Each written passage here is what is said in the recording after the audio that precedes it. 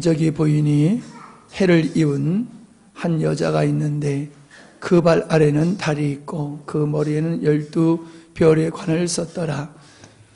이 여자가 아이를 베어 해산하게 되매 아파서 애를 쓰며 부르짖더라. 하늘에 또 다른 이적이 보이니 보라, 한 큰 붉은 용이 있어 머리가 7이요 뿔이 10이라.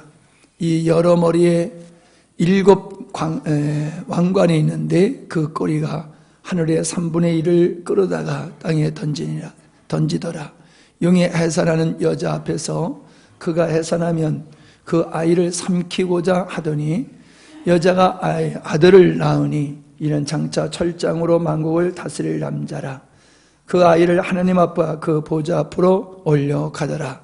그 여자가 광야로 도망하며 거기서 1260일 동안 그를 양육하기 위하여 하나님께서 예비하신 곳이 있더라. 아멘.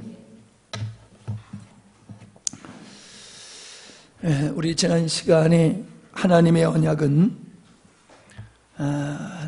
너희는 내 백성이 되고 나는 너희의 하나님이 되리라 라는 말씀을 지난 시간에 우리가 살펴보았습니다. 에레미야서 31장 33절에 바로 성령을 보내주시면은 되어질 하나님의 나라에 대한 말씀을 하고 계시죠. 그날 후에 내가 이스라엘 집에 세울 언약은 이러하니 곧 내가 나의 법을 그들의 속에 두며 그 마음에 기록하여 나는 그들의 하나님이 되고 그들은 내 백성이 될 것이라 라고 하셨습니다. 에스겔서 11장 19절로 20절, 스가랴서 8장 7절로 8절에도 그러한 동일한 말씀들이 기록되어 있음을 보게 됩니다. 우린 창세전에 하나님께서 뜻하신 것이 바로 많은 아들들을 얻기를 위함이라고 하는 것을 계속 다루고 있습니다. 그런데 하나님의 주권적인 측면으로 그 하나님의 아들들을 표현한다라고 하면은 가장 강력한 주권을 표현할 수 있는 게 왕이지요. 왕은 절대적인 권력, 절대적인 주권을 가지고 통치하는 존재라는 것을 우리는 잘 압니다. 그러니까 하나님께서는 토기장이와 같이 자기 주권대로 역사를 하신 것 같이 또 왕과 같이 절대적인 주권을 가지고 행하시는 분이시기 때문에 그 하나님의 아들들을 하나님을 표현했을 때에 하나님의 나라로 하나님을 만왕의 왕으로 그렇게 표현하게 되는 것을 보게 됩니다. 하나님의 주권을 더 강조하게 되어지면은 하나님의 나라다, 이러한 표현으로서 구약에서 나타나고 있음을 보게 되어지지요. 그래서 우리는 그 창세전에 하나님의 아들에 대한 표현은 하나님의 주권을 더 강조하는 의미에서 하나님의 나라로 그렇게 표현하고 있음을 보게 됩니다. 하나님의 나라, 하나님의 집, 이렇게 표현하고 아버지로 표현하기도 하고 그렇게 하지 않습니까? 그래서 하나님을 왕이라고 하게 되어지면은 하나님의 주권을 더 강조하는 것으로 여러분이 이해하시면 될 것 같습니다. 창세전에 하나님의 의도는 아들들, 즉 백성들을 얻는 일이지요. 오늘은 그 백성 아들들을 얻는 그리스도의 탄생에 관한 말씀을 우리가 상고하게 되겠습니다. 먼저 우리는 예수님의 이 탄생이 오늘 우리가 다루고 있는 주제의 말씀의 핵심이다라고 하는 것인데, 예수님은 마태복음 1장에 보면은 아브라함과 그 다윗의 자손 예수 그리스도의 세계라라고 하는 것을 보게 되어집니다. 이 말씀은 예수님이 아브라함에게 약속된 자이고 다윗에게 약속된 자다라고 하는 겁니다. 하나님께서 장차 이 땅에 하나님의 뜻을 이룰 그 사역을 이루실 메시아를 보내실 터인데, 그 바로 메시아가 아브라함의 후손으로 다윗의 왕권을 가지고 태어날 뿐이다 라고 하는 것을 말씀하고 있는 거지요. 그래서 시편 89편 36절로 37절에 보면은 그 후손이, 다윗의 후손이 장구하고 다윗의 위에 해같이 내 앞에 항상 있으며 또 궁창에 확실한 증인 달같이 영원히 견고케 되리라 라고 하셨습니다. 다윗의 후손으로 오실 메시아는 그 위, 왕권이 해와 같이 빛나고 달과 같이 영원할 것이다 라는 말씀을 하고 있지요. 시편 8편 3절에도 보면 주의 손가락으로 지으신 주의 하늘과 주의 베풀어 두신 달과 별들을 내가 보니, 6절에 보니까 주의 손으로 만드신 것을 다스리게 하시고 만물을 그 발 아래 두셨다라고 말씀하고 있습니다. 그러니까 예수님은 바로 하늘과 달, 그것을 발 아래 두고 있는, 왜? 창조자이시기 때문에 그런 분이심을 우리에게 보여주고 있습니다. 바로 예수님은 다윗이 누리고 있던 그 왕권의 영광이 하늘의 영광을 예표하는 것이기 때문에 우리 예수님께서 여기서 얘기하고 있는 해를 옷 입은 여자, 그리고 그 발 아래 달을 두고 있다라고 하는 그 하늘의 영광을 입고 계신 예수 그리스도를 우리에게 보여주고 있는 것인데, 여기서는 여자지 예수님을 얘기하고 있는 게 아니거든요. 그래서 구약에서 다윗의 후손이 누릴 메시아의 영광, 그 영광은 바로 교회가 주님과 하나됨을 통하여서 동일하게 누리게 될 영광임을 우리에게 보여주고 있는 것입니다. 그래서 오늘 말씀에 보면은 여자가 아이, 즉 철창으로 만국을 다스릴 그 메시아를 낳게 되어지는 것을 말씀하고 있는데, 바로 예수 그리스도께서 누릴 영광이 교회가 누릴 영광이며, 여기서 예수 그리스도를 이 땅에 탄생케 하는 존재가 교회다라고 하는 겁니다. 이해가 잘 안 되지요. 예수 그리스도를 통해서 교회가 이 땅에 태어났는데 어떻게 교회가 예수 그리스도를 낳았다라고 말할 수 있느냐, 이렇게 생각을 할 수가 있을 것입니다. 그러나 조금 여러분이 설명을 들으시면 이해가 되리라고 생각이 됩니다. 먼저 우리는 구약에서 이스라엘을 항상 여인이 아이를 가진 여인으로 예표되고 있음을 보게 되어집니다. 이사야서 26장 17절에 보니까는 여호와여, 잉태한 여인이 산기가 임박하여 구로하며 부르짖음같이 우리가 주의 앞에 이르렀나이다. 그래서 이스라엘을 해산한 여인이 그 해산할 기한이 다가오고 또 그 해산하는 것 같은 모습으로 표현하고 있지요. 이사야서 66장 7절로 9절에 보면은 시온은 구로하기 전에 생산하며 고통을 당하기 전에 남자를 낳으리니 이러한 일을 들은 자가 누구이며 이러한 일을 본 자가 누구이뇨? 나라가 어찌 하루에 생기겠으며 민족이 어찌 순식간에 낫겠느냐? 그러나 시온은 구로하는 즉시에 그 자민을 순산하였도다.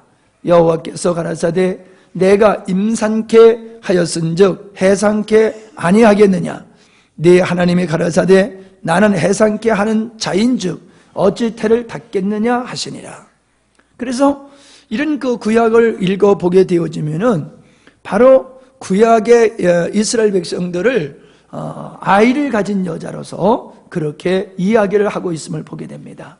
이것은 바로 구약 교회를 통해서 예수 그리스도가 이 땅에 오시게 될 것을 보여주는 그림이다라고 하는 겁니다. 아브라함의 후손을 통해서 다윗의 혈통을 통해서 예수님은 이 땅에 오셨습니다. 예수님을 메시아라고 하는 구세주적 측면에서 보면은 구약의 교회나 신약의 교회는 바로 예수 그리스도의 구속사를 바라보는 구원받을 백성이지만은 그 구원시키실 예수 그리스도가 이 땅에 오시게 하는 그 성육신 하시는 일을 위해서는 구약의 교회가 그 길을 열게 되었다라고 하는 것을 보게 되어집니다. 우리는 창세기 3장 15절에 아담이 범죄한 후에 그 아담과 하와와 뱀을 저주하는 사건 속에서 아주 신비한 것을 우리가 볼 수가 있지요. 그 말씀이 오늘 말씀과 연계해서 우리가 이해를 할 수 있을 것입니다.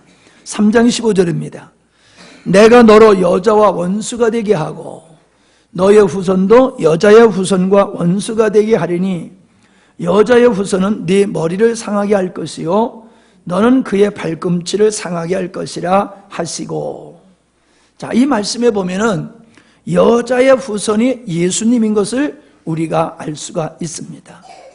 여자의 후손이 이 땅에 와서 마귀의 머리를 상하게 하고 우리를 구원시킬 것이다 라고 하는 것을 우리에게 말씀해 주고 있지요. 그렇다라고 하면 이 여자라고 하는 것은 그냥 여자를 가리키는 게 아니지요. 예수 그리스도를 이 땅에 오시게 하고 예수 그리스도로 말미암아 구원받게 될 존재를 가리키고 있는 겁니다. 지금 하나님은 범죄한 하와 한 여인을 이야기하고 있지만은 그 말씀 속에는 예수 그리스도를 이 땅에 낳게 함으로 구원받게 되는 존재를 지금 이야기하고 있는 거예요. 뱀과 여자는 결탁하여서 선악과를 따먹게 한 것을 보게 됩니다. 그때에 뱀은 저주를 받게 되지만은 여인은 구원을 받게 되잖아요. 어떻게 구원을 받습니까? 아이를 낳음으로 그 아이가 뱀의 머리를 상하게 함으로 말미암아 그 여인이 구원받게 되어지는 것을 보게 되어집니다. 저는 이 말씀을 연구하기 전에 디모데 전서 2장 14절로 15절의 말씀이 참 이해가 안 됐어요. 여기에 말씀해 보면은 아담이 꾀임을 보지 아니하고 여자가 꾀임을 보아 죄에 빠졌음이니라.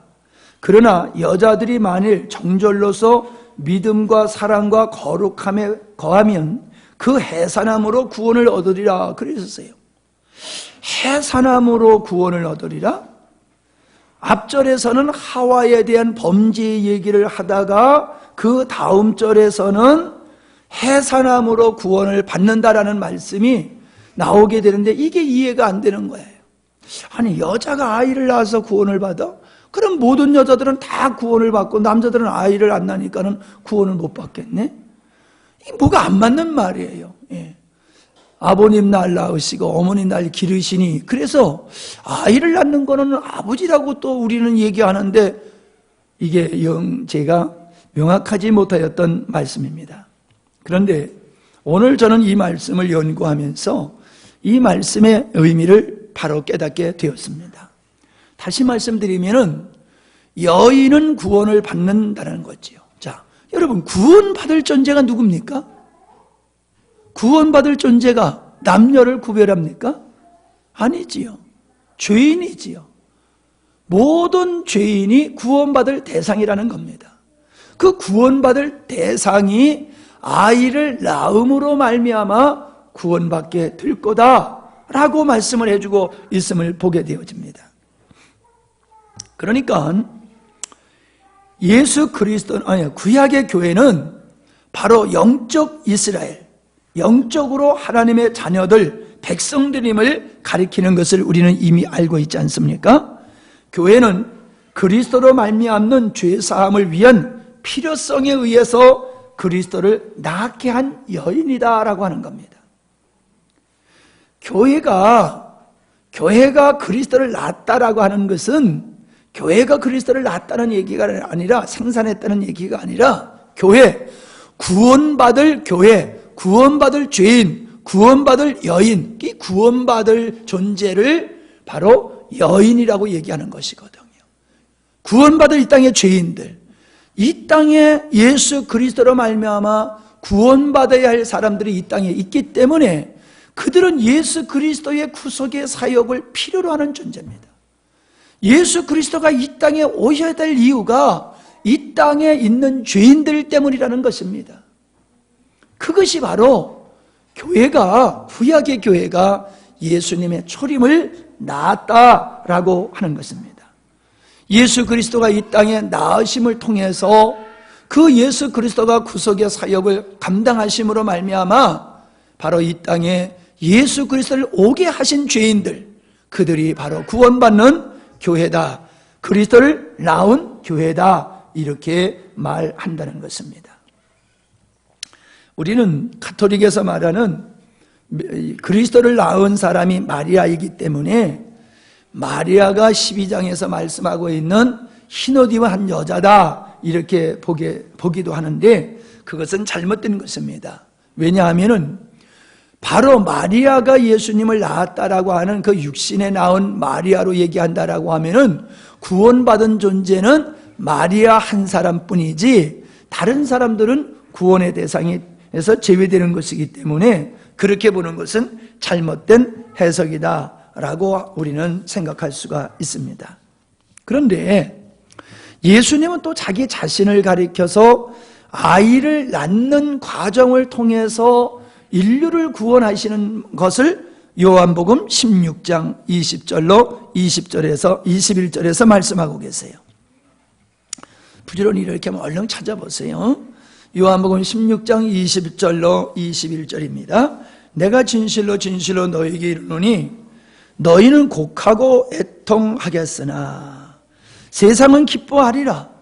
왜요? 예수님의 죽으심을 보고요. 너희는 근심하겠으나 너희 근심이 도리어 기쁨이 되리라. 너희는 근심하겠으나, 바로 이 너희는 누구를 가리키냐 하면은 제자들을 가리키는 거지요. 제자들이 예수님의 죽으심을 보고 애통하겠지만은, 곡하겠지만은 세상은 기뻐할 것이라는 거예요. 자, 21절에 여자가 해산하게 되면 그때가 이르렀으므로 근심하나 아이를 낳으면 세상에 사람 난 기쁨을 인하여 그 고통을 다 기억하지 아니하느리라. 아이를 낳은 기쁨으로 인하여 과거의 그 고통, 해산하는 고통을 다 잊어버림과 같이 예수 그리스도의 죽음을 보고서 애통하게 되지만은 예수님의 부활을 보고서는 그 예수님의 고통을 다 잊어버리고 부활을 통하여 인류를 구원하시는 이 놀라운 역사를 보고 기뻐할 것이라는 거지. 이게 바로 예수님께서 십자가에 못 박혀 죽으심과 부활을 통하여 바로 교회를 이 땅에 존재케, 교회를 세우시는 것에 대한 하나님의 아들들을 얻으시고 그 나라의 백성을 얻는 사건을 말씀하고 있는 겁니다. 그러니까 하나님의 아들들, 하나님 나라의 백성들은 예수 그리스도의 죽으심과 부활을 통해서 이루어지는 것을 주님 스스로가 말씀하셨음을 보게 되어집니다.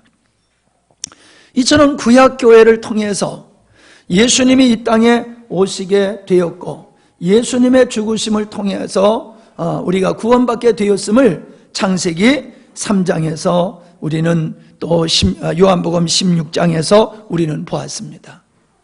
여인이 해산을 함으로 말미암아 해산을 함으로 구원을 받게 되어지는 것은 이 땅의 교회가 죄로 말미암아 예수 그리스도가 이 땅에 오시게 하고 그 예수님이 우리를 위해서 죽으심으로 부활하심으로 우리가 구원받고 하나님의 아들과 자녀들이, 그 백성들이 되게 하시는 것, 이것이 여자가 아이를 낳음으로 구원받게 된다라고 하는 그 말씀이라는 겁니다. 그러니까 여기서 말하는 여인은 진짜 사람, 하와, 사람 여자를 말하는 것이 아니라 구원받아야 할 죄인들을 가리켜서 하는 말씀이고 구원받은 또 교회를 향해서 가리키는 말씀인 것을 보게 되어집니다. 우리는 3, 4절에 보면은 아이를 죽이려고 하는 용, 사단의 역사가 있음을 보게 됩니다. 우리는 역사적으로 예수님이 이 땅에 오셨을 때에 헤롯을 통하여 예수님을 죽이려 하다 실패하니까는 그 베들레헴 성에 있는 남자아이를 2살까지 다 죽이는 역사가 있지 않았습니까? 그걸 보고 알고 있어요. 그게 바로 사단이 예수님을 죽이려고 하는 모습이 바로 요한계시록 12장에서 그렇게 표현되고 있는 것이지요. 근데 5절에 보니까는 이 아이가 하늘로 승천하게 되어짐을 보게 되어집니다.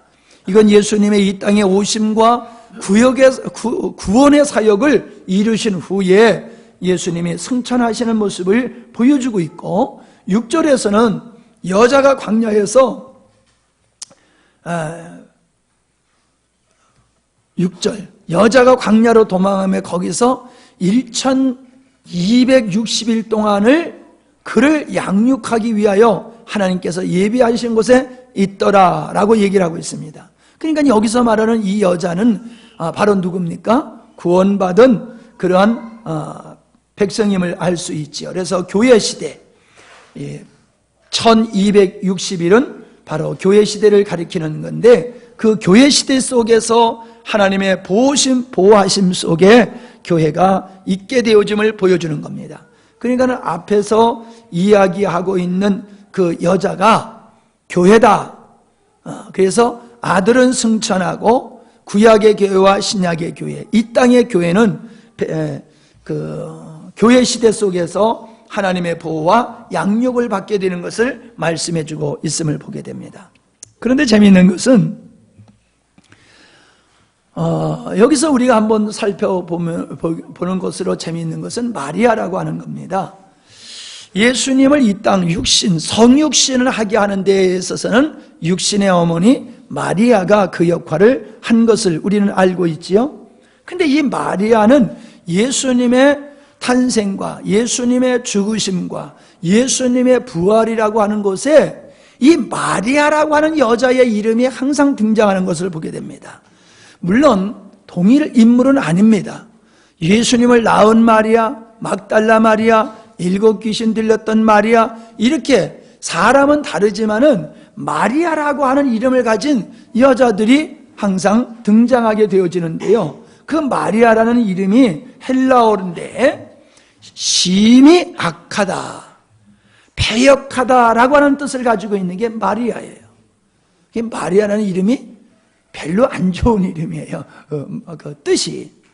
근데 히브리어로는 메리라고 그래요. 메리. 그걸 아람어로는 마라라고 얘기를 하고 있습니다. 그래서 그리스도의 죽으심을 놓고서 죽음 앞에서 마리아가 있었고 부활에도 마리아가 등장하게 되어지는데, 우리는 이 사건을 가만히 보게 되어지면은 재밌는 게 있어요. 마라라고 하는 말이 어디서 우리가 제일 먼저 발견하게 됐냐 하면은 엘리멜렉의 그 아내 나오미지요. 나오미가 룻기 1장 20절에 보니까는 나오미가 며느리들에게 고향에 돌아와서 며느리들을 보내고 룻을 데리고 고향에 돌아와서 자기를 이렇게 말합니다. 나오미가 그들에게 이르되 나는 나오미라 칭하지 말라. 나오미라 칭하지 말라. 그건 은혜와 기쁨이란 뜻이거든요. 나오미라는 말이. 근데 나를 나오미라 칭하지 말고 마라라 하라, 이렇게 말하고 있어요. 왜냐하면 전능자가 나를 심히 괴롭게 하였느니라. 이 나오미가 나를 마라라라고 하는 것은, 내가 쓰다라고 하는 것은 내가 고통 중에 있다는 거예요. 아주 악함과 패역함과 고통 중에 있고, 이제 남편도 없기 때문에 그에게는 아들도 없고 남편도 없기 때문에 나오미에게는 아무런 소망이 없어요. 자식도 없지요. 남편도 없지요. 그러니까 이 나오미의 지금 그 형편은 아주 절망의 상태인 것을 보게 됩니다. 그래서 자기를 가리켜서 나는 바로 쓴물이다, 심히 패약하고 악하다라고 자기 자신을 그렇게 이야기하고 있음을 보게 되어집니다. 그런데 이 나오미가 지금은 그렇게 절망하여 있었지만은 기쁨으로 바뀌지 않았습니까? 어떻게 해요? 룻이 보아스를 만남으로 말미암아 땅 무르기를 하고, 그래서 그가 룻이 낳은 아들을 자기의 계보에 올림으로 말미암아 그에게 기쁨이 회복되었음을 우리가 보게 되지요. 우리는 이 보아스로 말미암아 나오미가 그 슬픔을 잊고 소망 없는 상태에서 희망적인 존재로 바뀌어졌음을 우리가 보게 됩니다.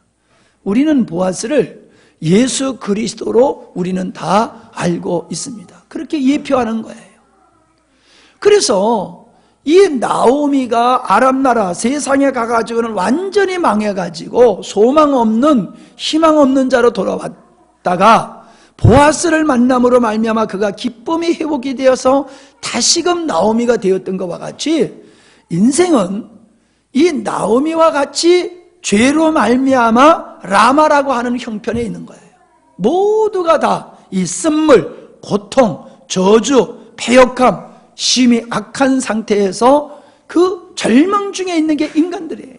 그런 인간이 예수 그리스도를 만남으로 말미암아 그 예수님을 통해서 새로운 인생을 살게 되는 거죠. 영광스러운 인생을 살게 되어지는 거죠. 이게 나오미의 사건을 통해서 예수 그리스도께서 인류를 구원하게 되시는 그 구원사를 우리에게 보여주고 있는 것입니다. 그래서 이사야서 54장 1절의 말씀에 보면은 잉태치 못하며 생산치 못한 너는 노래할지어다 그렇게 말하고 있어요. 구르지 못한 너는 외쳐 노래할지어다. 홀로 된 여인의 자식이 남편 있는 자식의 자식보다 많음이라. 여호와의 말이라. 무슨 뜻입니까? 잘 이해가 안 되지요? 나도 그랬어요. 그런데 여기서 잉태치 못하여 생산치 못한 너는 노래할지어다 이렇게 말하고 있는데, 잉태치 못한 여인이 바로 나오미가 자신을 말하라 라고 하는 그런 상태에 있는, 전혀 자기가 아이를 생산할 수 없고 행복한 아름다운 살 수 없는 절망 중에 있는 그 여인을 가리켜서, 상태를 가리켜서, 여인의 상태를 가리켜서 잉태치 못하고 생산치 못한 여인으로 표현하고 있다는 겁니다. 모든 인간들은 바로 여자로 말하면 잉태치 못하고 생산치 못하는 절망 가운데 있는 여인과 같은 게 바로 인간이라는 거예요. 구르지 못한 너는, 이거 뭐예요? 해산할 때 그 산고를 얘기하는 거지요. 여인이 아파서 고통을 통해서 소리를 지르는, 바로 그걸 얘기하고 있는 것이거든요. 그러니까 아이를 낳으면서 소리를 치지 못하는 너희는 노래할지어다. 아이를 못 낳는데 뭘 기뻐하라는 거예요? 생산치 못하는데 뭘 노래하라는 거예요?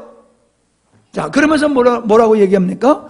홀로 된 여인이 홀로 된 여인의 자식이 남편이 있어서 낳은 자식보다 더 많을 것이라는 거예요. 이게 뭔 얘기입니까? 홀로 된 여인이 뭐예요? 나오미가 보아스를 통해서 며느리 롯과 보아스를 통해서 그가 자식을 얻게 된 것 같이, 바로 그것이 그에게 새로운 인생의 출발점이 된 것과 같이, 인생은 바로 이렇게 잉태치 못하고 생산치 못하는 이 여인과 같은, 홀로 된 여인과 같은 것이 죄인인데, 이런 죄인이지만은, 절망과 소망 없는 자리에 있는 죄인이지만은, 이가 예수 그리스도의 은혜를 입게 되어지면은 소망 있는 사람보다 더 복되다는 거예요. 소망 있는 사람. 그러니까 우리는 이 잉태치 못하고 생산치 못하고 구르지 못하고 홀로 된 여인과 같은 있는 존재가 인류고, 그런 가운데서 구원받은 존재가 우리라는 거예요. 아멘. 네. 마리아라고 하는 말에는 바로 이제 그러한 뜻이 내포되어 있음을 제가 지금 설명하고 있는 겁니다. 마지막으로 우리가 살펴볼 수 있는 것은 출애굽기 15장에 보면 마라의 쓴물을 볼 수가 있어요. 모세가 홍해에서 이스라엘을 인도하며 그들이 나와서 수르 광야로 들어가서 거기서 사흘길쯤 행하였으나 물을 얻지 못하고 마라에 이르렀더니 그곳 물이 써서 마시지 못하겠으므로 그 이름을 마라라 하였더라. 백성이 모세를 대하여 원망하여 가로되 우리가 무엇을 마실까 하매 모세가 여호와께 부르짖었더니 여호와께서 그에게 한 나무를 지시하시니 그가 물에 던짐에 물이 달아졌더라. 거기서 여호와께서 그들을 위하여 법도와 율례를 정하시고 그들을 시험하실세라는 말씀이 있어요. 이 설명하지 않아도 우리 다 아는 이야기지요. 그 쓴물을 단물로 해서 먹게 했다는 거예요. 그 쓴물을 단물게 하는데 왜 흔한 돌을 던질 수도 있는데 거기 가보면 돌이 천지지요, 그쪽 지역엔. 돌을 던지면 되는데 왜 돌을 안 던지고 나뭇가지를 던지게 했느냐? 그 나뭇가지가 예수 그리스도의 죽음을 상징하는 것이거든요. 예수님의 죽음을 통해서 마라와 같은 우리 존재가 쓴물과 같은 존재로, 즉 하나님의 백성으로 바뀌어질 것을 예표한 것이 바로 그 마라의 쓴물의 역사다라고 하는 것입니다. 그래서 이 마리아라고 하는 이 여인이 예수님의 죽음을 보고 그들이 슬퍼하고 탄식한 것이 아까 얘기한 요한복음 16장에 나오는 말씀과 같이 곡하고 애통을 하게 되었지만은 예수님의 부활을 통해서 어떻게 됐다는 겁니까? 그들이 기뻐하게 됐다는 거예요. 이것은 마리아라고 하는 그 이름에 이런 아주 귀한 의미가 담겨져 있다는 거지요. 나오미의 이름과 그의 인생과 같이 마리아라고 하는 그 이름은 심히 악하고 패역함이라는 뜻이지만은 예수 그리스도의 부활을 통해서 그의 마음속에는 치유의 역사가, 회복의 역사가 이루어졌음을 보여주고 있는 것입니다. 그래서 마태복음 28장 1절로 8절에 보면은 예수님의 부활의 사건을 마리아가 이제 겪게 되어지는 것을 보게 됩니다. 자, 그 예수님께서 부활하셨다는 소식을 전해 들은 그 마리아가 8절에 보니까는 여자들이 무서움과 큰 기쁨으로 무덤을 빨리 떠나 제자들에게 알게 하려고 다름질했다라고 말씀하고 있어요. 그러니까 마리아의 마음속에, 그 마음속에 있었던 절망과 슬픔은 다 사라지고 치유되어지고 부활의 예수 그리스도로 말미암아 희망과 소망과 기쁨이 넘치듯이 우리의 인생은 그렇게 심히 악하고 패역한 존재이지만은 예수 그리스도의 부활을 통해서 새롭게 변화된 나오미와 같이 우리가 그렇게 변화될 것을 우리에게 말씀해주고 있는 것입니다. 그래서 이 요한복음 12장에 나타난 여인이 아이를 낳음으로 말미암아 낳는다라고 하는 예수 그리스도의 탄생의 말씀이 우리에게 하나님의 구원의 역사, 하나님이 언약하신 내가 아들들을 만들 것이다, 나는 너희의 하나님이 되고 너희는 내 백성이 될 것이다 라고 하는 이 언약의 말씀이 메시아를 통해서, 여자가 낳은, 교회가 낳은 메시아를 통해서 이루어지고 완성되어짐을 우리가 볼 수가 있었습니다. 우리는 하나님은 신실하신 분이기 때문에 하나님은 언약하신 것을 반드시 지킴을 믿는 것이 그게 우리의 믿음이 되어야 되는 거예요. 이 믿음이 흔들리면 안 돼요. 제가 글을 읽어보니까 아주 재미있는 글을 읽어봤는데, 한국에서 미국으로 입양된 아이가 있었대요. 그분의 전도사님이 됐는데 그분의 간증 얘기입니다. 엄마가 하루는 공원에 놀러 가자고 그래서 따라갔더니 나 화장실에 갔다 올 테니까 잠깐 기다려라 한 후로 엄마가 돌아오질 않아서, 그래서 결국 미국으로 입양을 갔답니다. 입양되어 갔는데 나이 많은 할머니를 만나서 그 할머니를 어머니로 모시고 잘 자라고 있는데, 하루는 또 공원에 산책을 가자고 그래서 따라갔더니 그 어머니가, 미국인 어머니가 나 화장실 갔다 올 테니까 기다리고 있어라 그리고 가더래요. 그러더니 안 오시더래요. 그래서 이 어린아이가 한국에서도 우리 엄마는 갔다 온다 그러더니 안 오더니, 이 미국의 엄마도 갔다 온다 그러더니 안 오니, 안 오려면 약속이나 하지 말지 약속도 안 지킬 약속을 해놓고 안 온다고 막 마음에 의심이 생기고 그러더라는 거예요. 미국의 엄마도 나를 버리고 갔구나. 그러면서 그 마음속에 자기가 끝까지 엄마를 엄마가 돌아올 거를 기대하고 5시간을 기다리고 있었대요. 공원에서.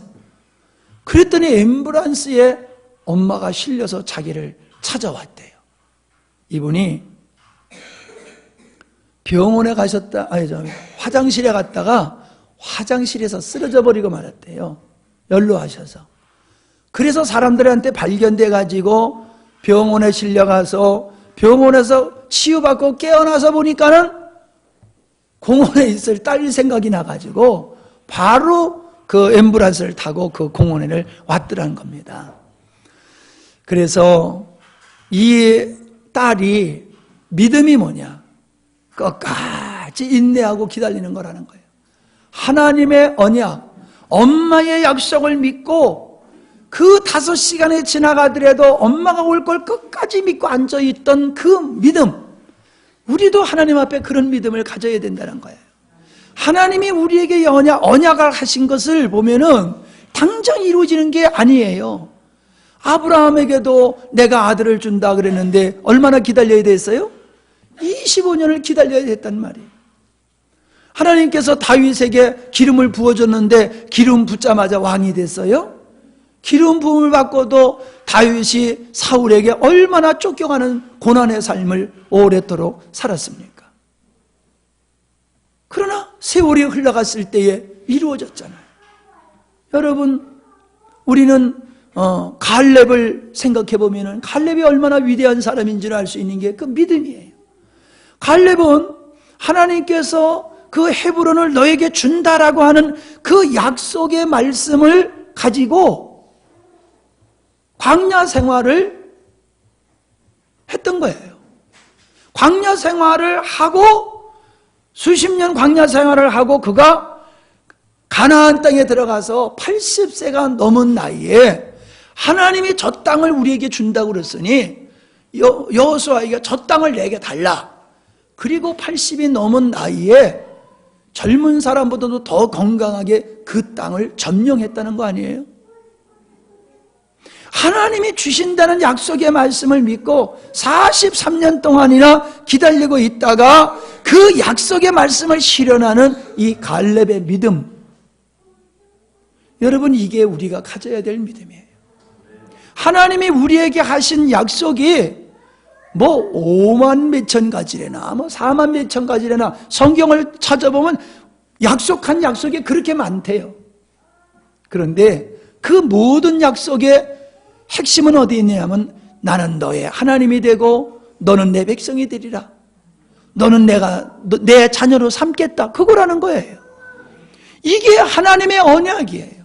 잘 먹고 잘 살게 해주는 것이 우리에게 하신 약속이 아니에요. 너는 내가 끝까지 너를 내 자녀로 삼고 내가 끝까지 내가 너의 하나님이 돼서 너를 지키고 보호해서 네 믿음에 떨어지지 아니하고 영원토록 내 자녀로 내 백성으로 삼겠다. 이게 하나님의 언약이에요. 할렐루야죠. 우린 그 믿음으로 살아가는 거예요. 그 말씀이 이루어지기까지는 많은 시간이 필요해요. 하나님의 언약이 거짓인 것 같이 의심이 들 때도 많아요. 우리가 기도를 해도 응답이 안 될 때가 많아요. 늦어질 때가 많아요. 그럴 때 우리는 어떻게 해야 됩니까? 믿음은 인내예요. 믿음은 기다림이에요. 내 생각과 내 마음대로 안 된다 할지라도 하나님의 언약은 반드시 이루어진다. 이걸 믿고 우리가 흔들림이 없는 믿음으로 나아갈 수 있게 되기를 바랍니다. 우리는 하나님의 언약이 완성되었음을 지난 시간에 언약궤를 통해서 우리가 배웠습니다. 하나님이 의도하신 일은 반드시 이루어질 걸 우리에게 먼저 보여주셔서 믿는 자들로 하여금 그 하나님의 새하늘과 새 땅을 바라보며 살게 하심을 보면서 우리가 이 세상의 어떤 일에 우리가 흔들려서는 아니 될 줄 믿습니다. 예, 기도하겠습니다. 고마우신 아버지 하나님,